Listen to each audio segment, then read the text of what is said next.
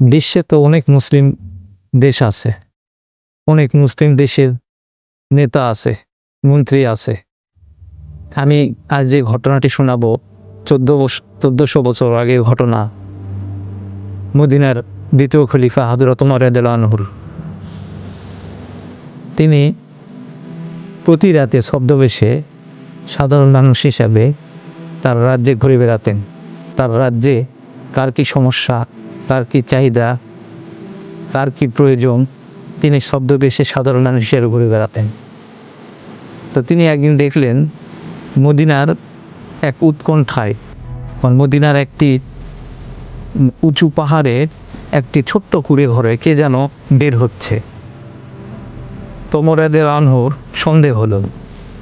উনি অবাক হয়ে গেলেন যে এই ভোরবেলায় এত রাতে কে, যেখানে কেউ যায় না, যারপর মানুষের অস্তিত্ব নেই, সেই জায়গায় মানুষ বের হলো একটি কুঁড়ে ঘর থেকে। তিনি দেরি না করে চলে গেলেন, গিয়ে তিনি কুঁড়ে ঘরের মধ্যে ঢুকে অবাক হয়ে গেলেন। তিনি দেখলেন যে এক বৃদ্ধ মহিলা, অন্ধ মহিলা, ঘরের মধ্যে অন্ধকার।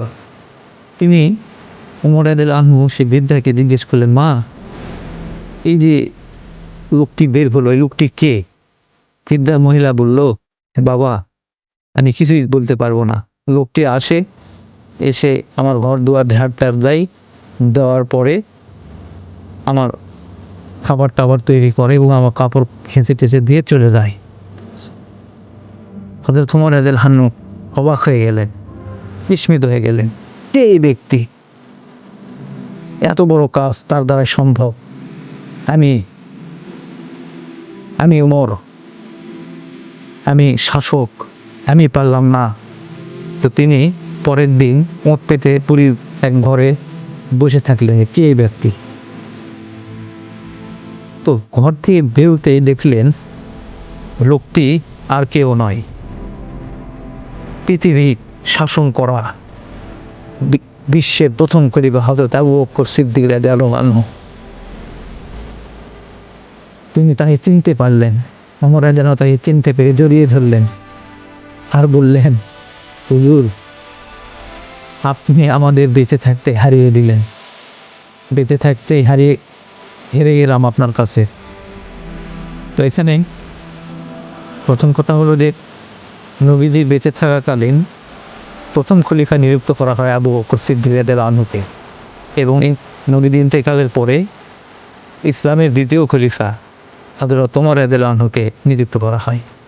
আমাদের বাংলাদেশে তো বাংলাদেশ সহ আরও অনেক দেশ আছে, মুসলিম দেশ। এরকম শাসক কি আপনি দু একটা খুঁজে পাবেন যে রাতের বেলায় ছদ্মবেশে মানুষের খোঁজ খবর নিচ্ছে যে কার কি প্রয়োজন? কখনো পাবেন না। হয়তো বা কিয়ামত পর্যন্ত এরকম আমরা কখনো এমন শাসক পাবো না। হযরত ওমর রাদিয়াল্লাহু আনহুর মতো শাসক পাবো না, হযরত আবু বকর সিদ্দিক রাদিয়াল্লাহু আনহুর মতো কোনোদিন হয়তো আমরা শাসক পাবো না।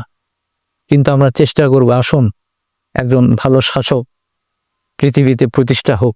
আমরা আল্লাহর কাছে দোয়া করি, আল্লাহ তাআলা হয়তো বা কবুলও করতে পারেন। আসসালামু আলাইকুম ওয়া রাহমাতুল্লাহ।